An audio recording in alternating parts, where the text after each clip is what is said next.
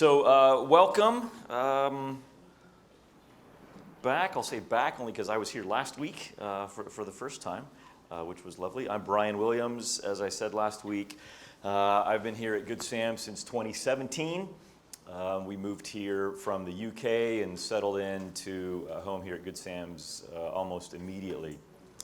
Starting today, as you probably all know, we're starting in the church what we're calling the Journey Through Lent, predicated in part and using the little devotional that members of the church have written and that Melody Stevens has put together so beautifully. Such a great piece of work there.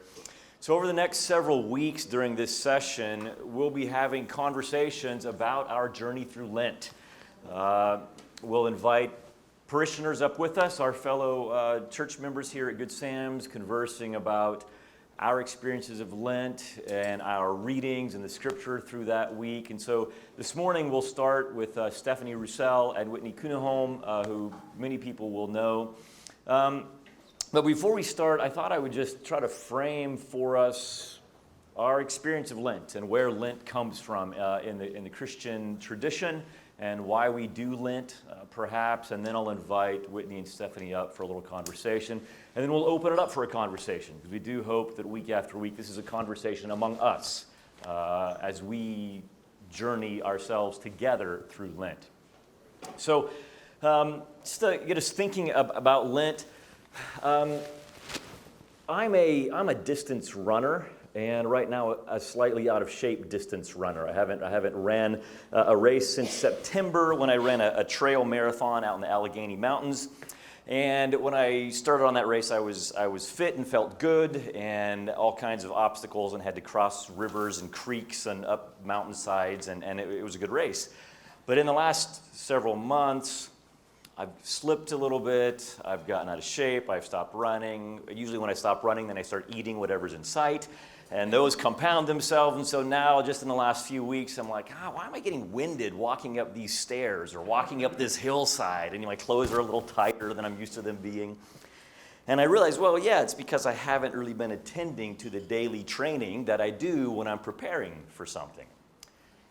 One way to think about Lent is like a training session that the church has built into its calendar year. A time when we can set aside and focus on not the physical disciplines that make us physically fit, but spiritual disciplines that strengthen our spirits and our minds for whatever adversity comes along. So for me, it always helps to have a destination. So I have a race coming up, so I'm just stepping back into a training season, which for me sometimes will be 4 to 6 months.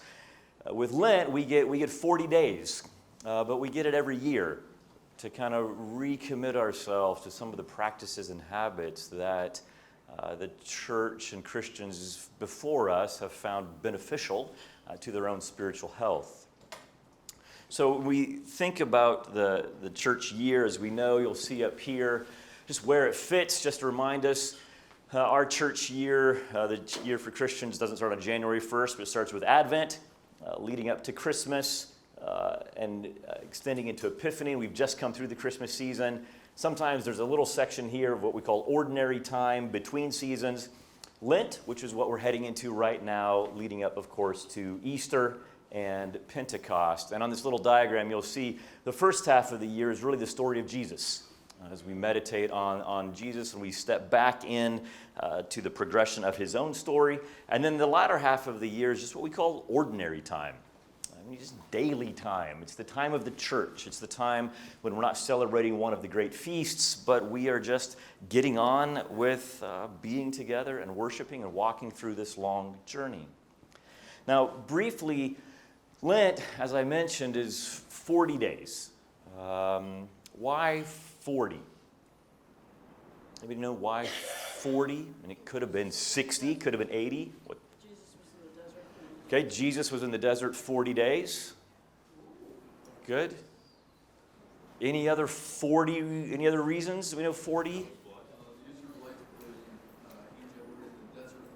Okay, Israelites were in the wilderness for 40 years. Noah's flood with 40 days and nights of rain. Here's one of the reasons. This is Moses. up on Sinai, who fasted for 40 days. This is Elijah, also fasted for 40 days. And Christ, as we've already said, in the wilderness fasted for 40 days. Now, where have we also seen Moses and Elijah and Jesus show up together? Mount of Transfiguration. When Christ is on the mountain, he's transfigured. Who shows up next to him? Well, the representative of the law and the representative of the prophets. And then the fulfillment of the law and the prophets, each of whom fasted for 40 days. Now, as we've already mentioned, quite a few more 40s in the tradition, 40 days and nights of rain, 40 days of Moses' fasting. Israel was in the wilderness for 40 years. When the spies go into Canaan to search it out and have to hide their way through and overcome all kinds of adversity, they're there for 40 days. Goliath taunts Israel for 40 days, making fun of them, testing them, trying them, oppressing them. Elijah fasted for 40 days. When Jonah goes to Nineveh, he gives them 40 days to repent. And then he's ticked off when they do, if you remember the story. But they do, and they were given 40 days. Ezekiel, if you know the story, it's hard to be a prophet. That's not a calling you necessarily wanted. He had to lay on his side for 40 days. It's a fascinating story. And then, of course, 40 days of Jesus in the wilderness, as we said. And that Jesus, his fasting for 40 days harkens back, like I said, to Moses' fasting, Elijah's fasting, and then certainly the 40 years of Israel in the wilderness, when Christ not only fulfilled the law and the prophets, but also the story of Israel. And you think, just briefly, Israel goes through the Red Sea into the wilderness for 40 years. They come back and they establish the kingdom with the 12 tribes. Jesus, through the waters of baptism at Jordan, into the wilderness for 40 days, comes back, first thing out of his mouth, kingdom of heaven, picks 12 disciples. He's reliving the story of Israel when he does that. And so when we enter into the 40 days of fasting, we are identifying with the story of Israel and the story of Christ. It's one of the practices that the early church adopted fairly quickly. We don't know when they started the 40 days of preparation leading up to Easter, but in the Council of Nicaea in 325, which some people might know, and an essential first council when they hammered out how Jesus was both God and man, they referenced the 40 days of fasting leading up to Easter, and St. Athanasius in several of his letters at that time. So it's been as part of the church's practice from very, very early on. And when we step into it, as we will starting on Wednesday with Ash Wednesday, we're just stepping into the tradition that goes back, yes, to the early church, but also to Moses and Elijah and Christ before that. So to get us thinking about it, I wonder if I could invite Whitney and Stephanie to come up, and we'll just share together our experiences of Lent, and have a seat wherever there. Whitney, I'll put this in your hands. And if I could, just to start, invite both of you to just introduce yourselves, how long you've been here at Good Sam. Some people will know you, some people won't, and maybe if you've had a particular role, or in Whitney's case, probably dozens of roles here at Good Sam. So Whitney, tell us, well, okay, Stephanie, we'll start with All right, Stephanie. I'll start. That's going to be fast, really fast. We've been here for less than a year, my husband Jonah and I, and so we're really just brand new here. So good to see so many faces we don't know and a few that we do know. So that's kind of it. Okay. Welcome. Thank you. Your husband's where? Jonah. Jonah. The most handsome man in the room right there. There you go. That's great. Yeah, well, my name is Whitney Kuniholm, and our family has been here for 25 years, and we moved up from Northern Virginia, and my wife Carol is actually talking to the youth group right now, so we're involved in lots of different ways. I'm the rector's warden, so I serve the church in that way, and lots of other things, but it's just a joy to be here. That's great. I wonder if each of you could tell us, just share what your experience of Lent was growing up, if you had an experience of Lent, either from the inside or the outside, perhaps. But Stephanie, we'll start with you again. Again, that's going to be really short. I really wonder what I'm doing up here. I grew up atheist, so no mention of Lent whatsoever. I did have a very practicing Catholic grandmother, however, and I remember her doing Lent, which in French is carême, which comes straight from the Latin for 40. So there you go. That's as much as I knew about it. In Latin, it's quadragesima. So if you're really deep into like the Anglican tradition, you refer to the season of quadragesima. The rest of us are good Anglo-Saxons, so we just say Lent. Which means, lengthening or Lengthening, coming towards that's right. springtime. That's so right, it's that's actually right. a beautiful way. That's I love right. the English for it. Yeah, the English word Lent comes from the Latin, which means spring or lengthening of days. That's right. Yeah, well, I had the blessing of growing up in a Christian home, and it's something that the older you get, the more you realize not everybody has that, so I don't take it for granted. I just accept it as a blessing that God chose. But we grew up in more of a low church environment, so we weren't Episcopal or Anglican.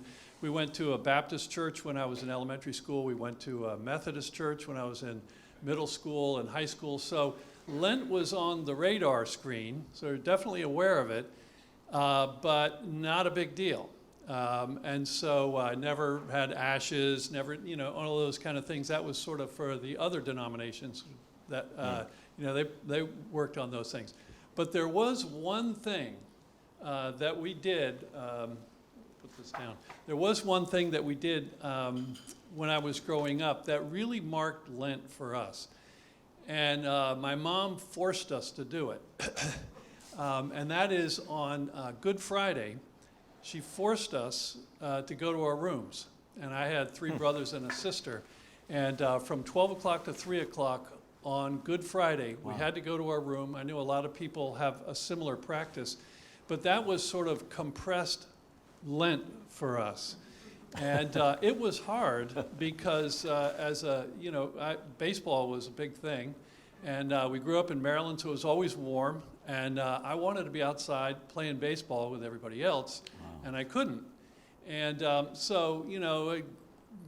sort of groan and moan, and I got to go to my room and all this stuff. And what made it even worse is my mom forced us to get out of the room. You had to write on paper with words. You had to write.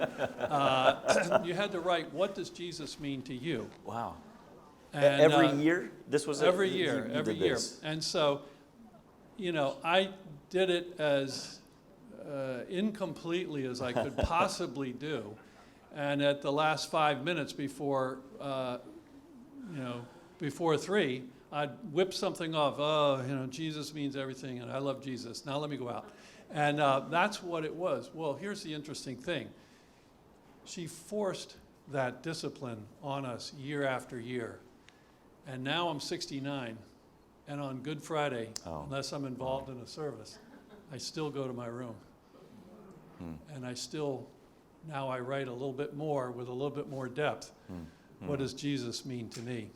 And I'm really thankful that my mom forced us to remember that Jesus died on the cross. And it stuck with me for my whole life. So the question I want to know is, did you force it upon your children growing up? You can ask them if the word force is... did you invite them into the practice? Sorry, did yes. you invite them into the rich spiritual practice of sitting... Yeah, well, we did that. Yeah. And I will say this, what I learned as a parent, modeling it, doing it myself, what Dad really, kids know what Mom and Dad really care about. They know if you're doing it because you think you're supposed to or it's a good thing to do. But, our kids know that Dad loves golf. They're adults now. They know I like golf, and they know I like Starbucks, and they know what I really, really like. And I think the thing that teaches them is not so much, partly the discipline of forcing them, because it worked with me, but the reality that it really, really means something to me. And that's what they remember. So it's been part of our family tradition as we grew up. Well, that's great. Stephanie, you were going to jump in a second ago. I was going to ask the very question you just asked. Is that right? asked. Did you do it? So let me, because I didn't grow up with Lent either. I was in a low church, and we just kind of showed up one Sunday morning, and it was Easter, and it was great, and but there was no preparation for it for us growing up. And then I came into the Anglican Church in my mid-20s, probably. So none of the three of us really grew up. I mean, Whitney had this one practice on Good Friday, which is really, really wonderful. Stephanie, what was it like for you when you came into the practice of Lent? Do you remember? Was it strange, or what was it like? Strange, yes. And I think it's what I love about it is the invitation to cultivate intimacy with God in a way that is intentional, because oftentimes we just let the seasons go by, and coming into faith as an outsider in my late teen years and into some of the practices, even though Lent did come later, I think, again, it's that how am I going to take advantage of this opportunity to grow deeper with God and not just practice this as another ritual or just another season? It's kind of like birthdays. They come every year, and we can rejoice over them. Maybe not our own, as the number gets adding up, but like, you know, our kids' birthdays. How am I entering this season in a fresh way, and not just to make it the same thing as last year? Because if it's only the same thing as last year, then I haven't grown. I haven't made God my priority this year, because if I have, then my Lent is going to be different than it was last year. So in some ways, it's both an invitation to see how I've progressed with the Lord, and also an invitation to enter this next season at a deeper level. So for me, it's a challenge / opportunity to ponder the things about my own heart that I haven't necessarily had time to ponder during the rest of the year. It's just an invitation to slow down, which I think in our culture, you know, I mean, that's a soapbox, so I'm not going to get there, but we really need to slow down. So Lent does that, I think, more than, that's, I think, what I love most about Lent is the invitation to slow down, to self-introspect, so that we become more aware of our need for God. Otherwise, it's just an empty season if we don't do that. So do you do something different every Lent?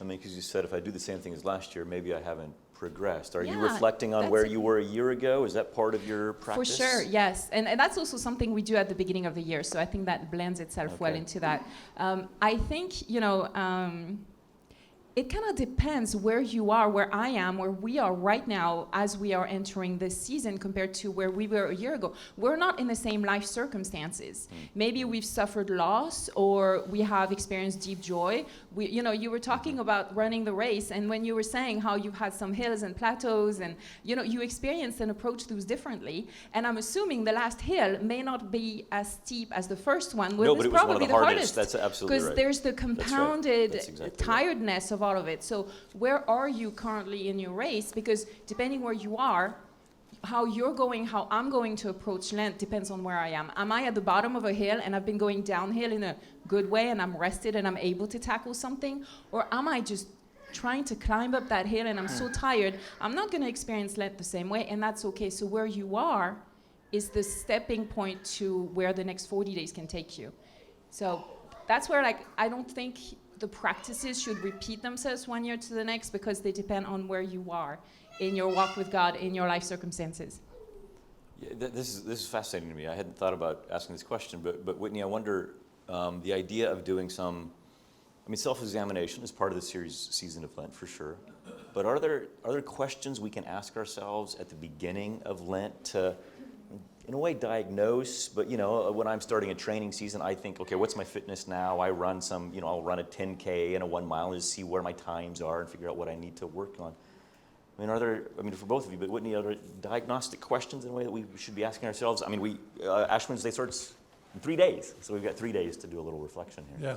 Well, I can tell you an idea that gets at that exact thing that I've tried over the years. I do a thing that I've called, I call it reverse Lent. So you know how in Lent you give up something, you give up chocolate, you give up whatever you're going to give up. And I tried to take on something. So I reverse the thing and say, how can I actually take on a spiritual practice and do it? And the one that I've done, and this gets to your question, is it's called the Daily Examen that Ignatius of Loyola talked about so much, and it asks questions, exactly what you said, diagnostic questions. It's a process of you center yourself in God. You get alone, you center yourself in God's presence, and then you review your day with gratitude. You know, Lord, what was happening? What am I thankful for? And then you pay attention, what were the emotions that I felt? Where was I angry, or where was I fearful, or where was I, whatever was the hot emotion. And then the fourth thing you do is you pray based on where you sense that electric wire in your day, and then you finally look forward to the next day. So in Lent, I've used that little discipline myself. But what I've more often done is, daily is a little bit hard. Ignatius loved it, and he had, in his spiritual exercises, the thing he wrote, all these prayers and meditations and spiritual exercises. This was the one he was actually partial to, and if you take away all the rest, this was the one he really wanted to hold on to and get everybody to do it. But it's kind of hard to do it every day. There's a million things happening. So I do a weekly examine. And what I've done over the years is I leave work, and I go somewhere in the car, and I just get alone with God, and I keep a little journal in the glove compartment, and that's what I do. I do a weekly examine in the car through Lent, and it's been a really interesting thing. And I keep, I write in the journal, so it keeps a little record of it. And it's not for everybody, but I've found that's a weekly way to explore something that's got a long history in the church, and really works still in a contemporary way. Whitney, give us those 4 questions again, would you? Yeah, so you start by just centering yourself in God's presence. So you just get still, and just like all the things I'm worried about, just let it go. Lord, here I am with you. And then you review your day with gratitude. And then thirdly, you pay attention to your emotions. Where was I angry? Where was I, happy, or whatever it is. And then you pick one place. This is where it really comes alive. You pick one of those aspects, and you pray about that. You pray at that place, and then finally you look forward to tomorrow. What happens tomorrow.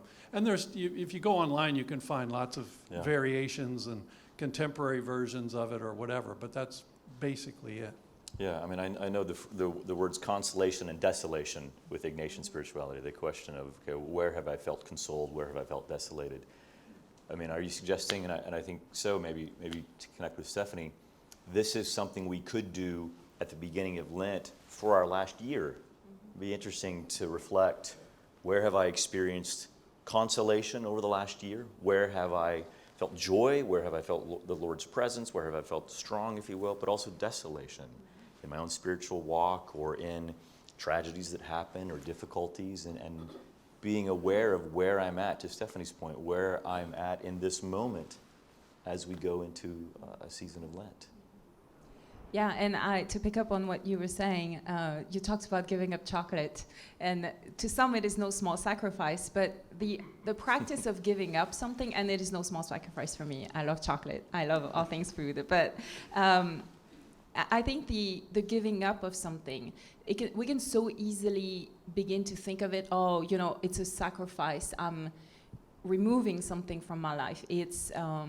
It's costly. Maybe it's something that I'm doing to earn God's favor. I think the human heart is so prone to be self-deceived in thinking that we're earning God's favor by doing things. Whereas if I start thinking of it, there's a verse I'm particularly partial to, Psalm 34:8. It says, "Taste and see that the Lord is good." How do you taste and see that the Lord is good in Lent when you're supposed to remove the good tasting things, right? Well, what if removing the chocolate or whatever else, you may remove food or not food, what if this actually was an invitation to practice what it's like to invite God to replace those things? Now, we've all heard that, and in practice, I mean, in theory, that's what we do. In practice, do we actually go to the bottom of what it means to remove something that is maybe an indulgence, maybe that is something that I do to ease a pain. You know how I tend to go to the fridge when things are not going well. Anyone else? I mean, come on, right? And so removing that, or removing social media, removing TV, whatever it is, what if this actually was a practice, like practicing for a marathon, where I'm invited to truly practice what it is to taste and see that God is good. Not chocolate, not social media, not those things, but God. And therefore, the removing of the food I love so much, and again, it could be actual food or not, it is that shaping up and that invitation to say, well, actually, for the next 40 days, I'm training to actually taste and see that God is good instead of chocolate. Yeah, 'cause Stephanie, sometimes it can easily be, I mean, I think for some people, I'm just giving something up and missing the point in a way. Yes. So how do we keep it from being that? Oh, I think what Winnie was saying, that prayer of examen, I absolutely love. One of my greatest joys and proudest moments as a mom was when I stumbled upon my son's wallet. He's 21, and in his wallet, where there should be the driver's license, you know, the little plastic visible thing, it was the prayer of examen right there. Oh, wow. I'm like, oh, Jonah, we've done something right. Exactly. Parenting wins are good. So anyway, That's but great. yeah, absolutely. So that, I would say the daring to ask the question as opposed to numbing and going to the default setting of saying, I'm just giving up chocolate for the, you know, the daring to keep the self-awareness at the forefront, the daring to let it rub and hurt so that it becomes something I'm aware of. Because if something becomes too comfortable, I stop thinking about it.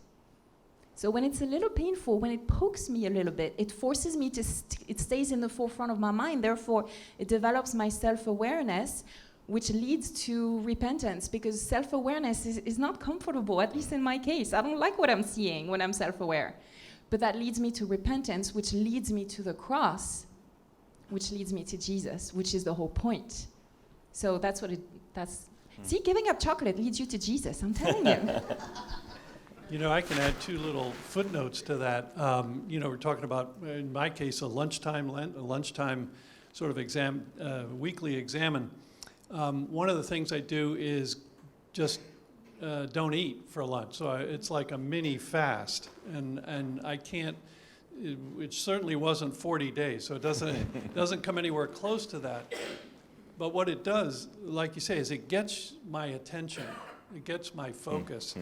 And what I've found is just giving up one meal, which is the simplest thing, you know, from breakfast to dinner, gets my attention. But I've begun to think of it as, and I'm gaining energy. I'm gaining spiritual energy. So it takes the focus off, I'm not eating, or I'm not, you know, what that thing that I want to, you know, of those fries, you know, can I get fries with that?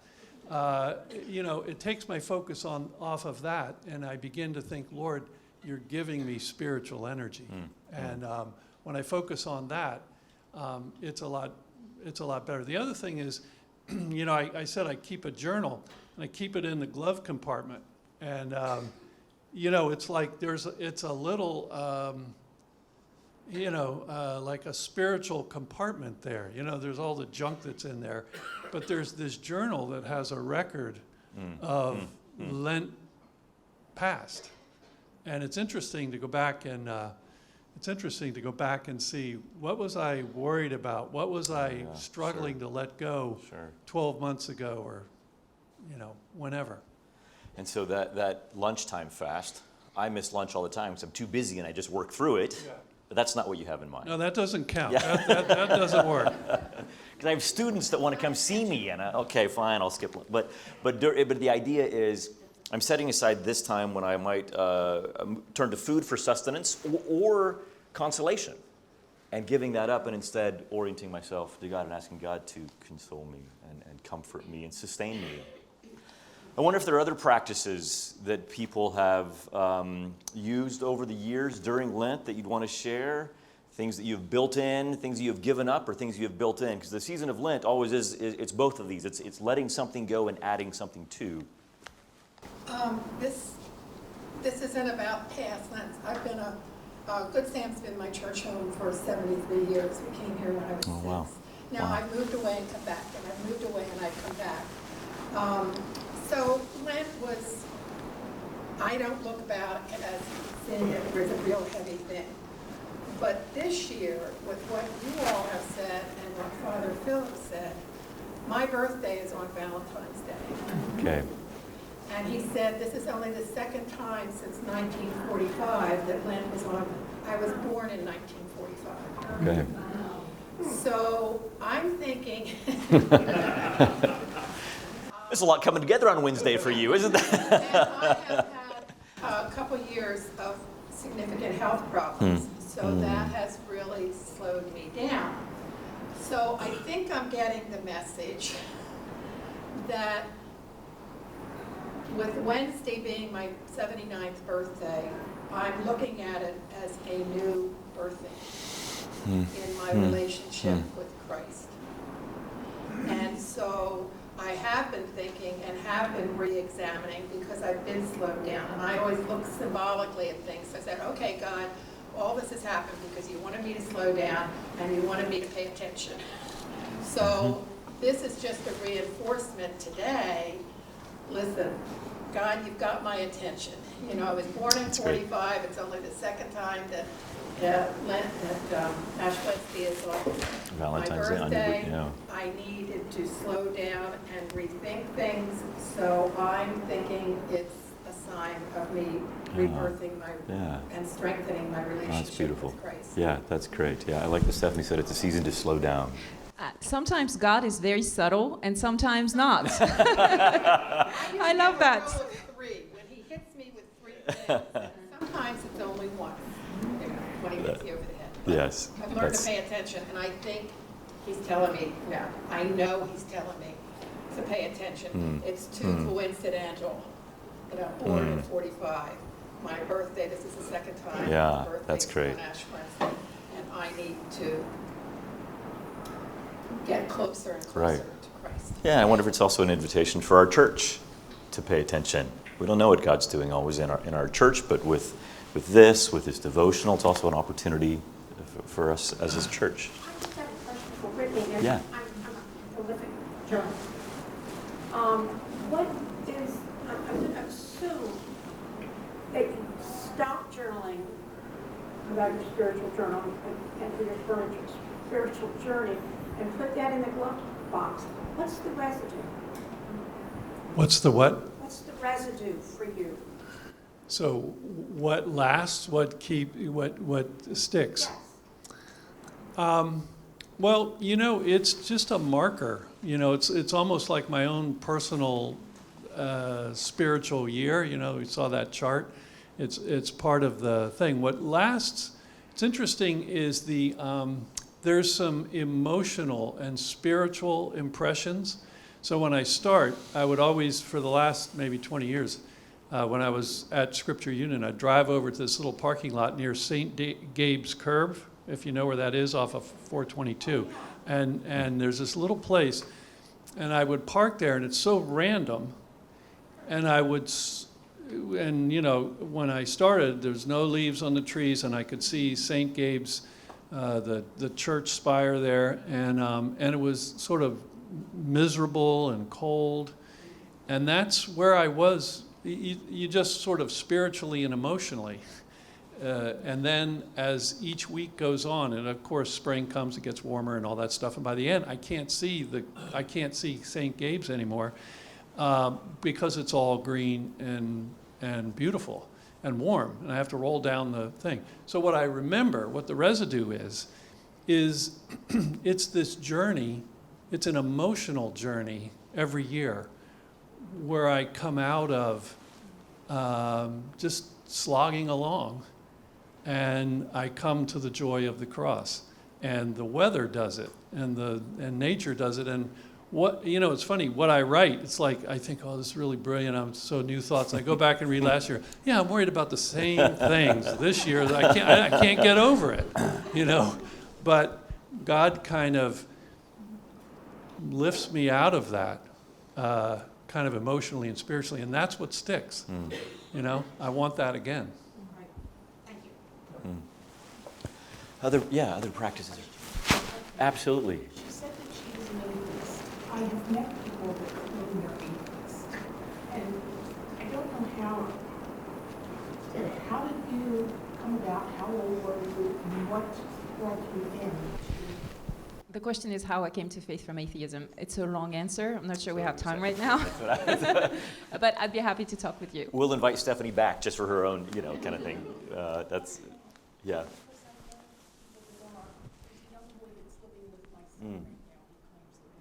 Okay. One tip, just pray. It's more powerful than you know. And play the long game, as we all do as parents and teachers. I have a question for the group. I work in a secular professional environment, and I have gone up and gotten ashes, but I can only remember a couple of times where I've actually gone into work with the ashes on my forehead. This year I'm going to. And I'm just wondering if anyone here has an experience they can share of being in a secular environment and having ashes on your forehead, and just what, way people reacted, how you kind of interact with people about that, any good stories? I'm thinking about this. I fly on Wednesday morning to a university and speak that evening in the Midwest. And I've thought, am I going to do this with ashes on my forehead? Yeah, it'd be interesting. Thoughts on this? Anybody experience of this? It's a conversation opener. Or, hey, you got some dirt on your forehead, yeah, kind of thing. Yeah, anybody have an experience of this you want to share? Working in the corporate world, the vice president of our department, pretty high up in the organization, he was a Catholic at that time, has since fallen away from some things, but he would come in with ashes, and so it was very startling that somebody that high up was, and when you're that high up in an organization, you really That's right. are very aware of how you're perceived and what messages you're sending off, and you're very guarded about these things. And I always thought it was wonderful that he was out there, and so he made that very comfortable for other Christians to express their faith. Unfortunately, as the years went by, the political overtones in corporate America became very restrictive.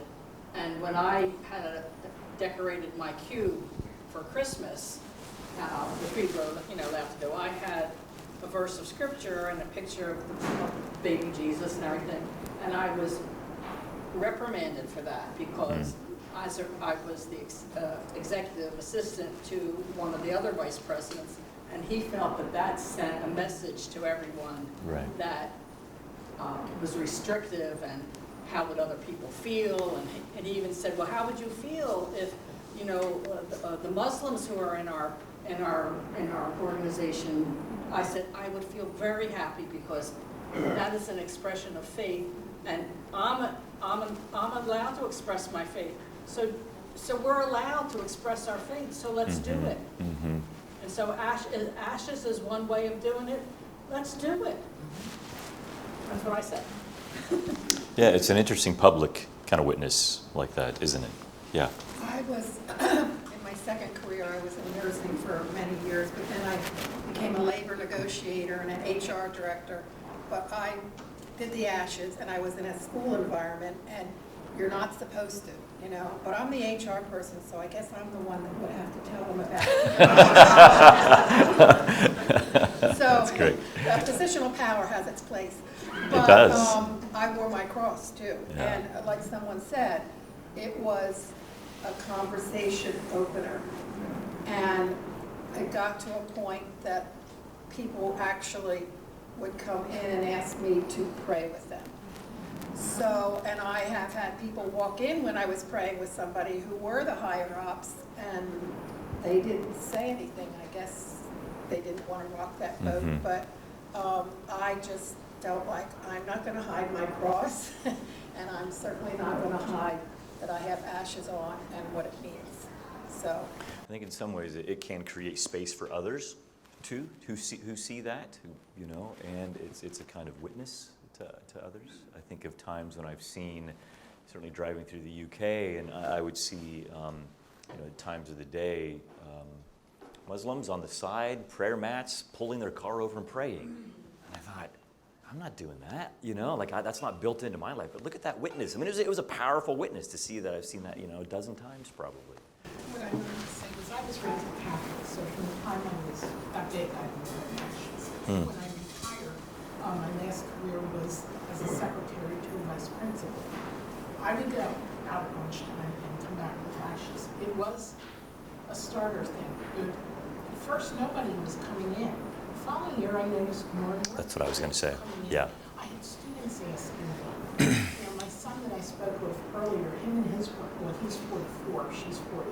But they have a student that's an exchange student for a year from Sweden, and he says he's an atheist. So I don't know.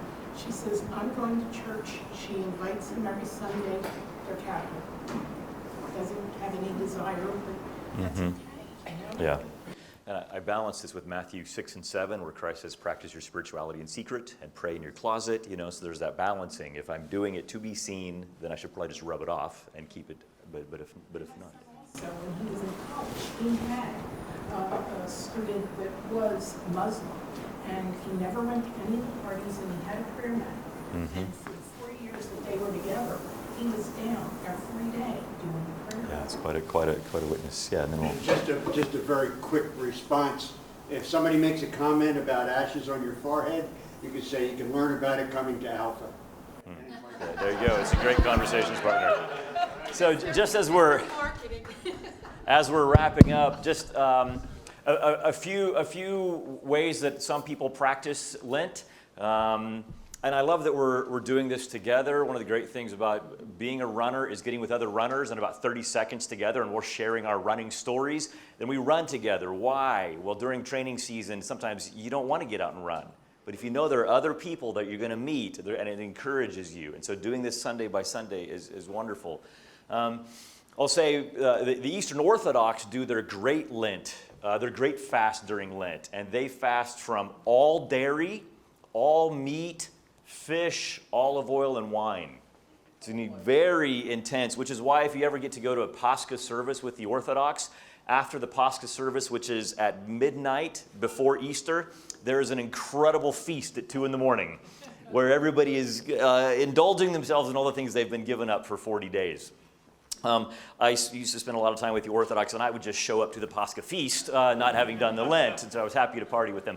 So I would just, there's just some things. There's the church's devotional or other devotional texts that you might add.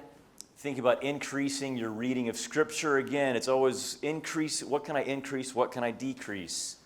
Decreasing your time on your phone. There are ways to, turn off your data so that when you're stuck, like Whitney, if you're somewhere, pull out the journal instead of jumping on your phone. Increasing your giving of time, money, attention, words of affirmation, or gratitude. Decreasing time spent watching shows, whatever those happen to be. Increasing your daily prayers. The church has identified 7 psalms as penitential psalms, psalms of repentance that you might want to pray through. Decreasing, as we've mentioned, your food consumption or fasting through select meals or select foods. Increasing the time you sleep and turn your heart and mind over to God where He can get you out of the way and do some work with you finally. Decreasing your time on social media. Increasing your memorization, scripture, liturgy, poetry, whatever it happens to be. So what can I decrease and what can I increase so that I come to depend upon God during this season of Lent in new and powerful ways? So, and then increasing your service at church. I thought there was one more. Now, just so we might end with a prayer, but I'll invite Whitney and Stephanie. Final thoughts as we head into the season of Lent, starting with Ash Wednesday? Well, I think try to remove guilt from the equation. Put your focus on God and say, Lord, I want to draw closer to you. It's not out of guilt. It's out of a desire to draw near.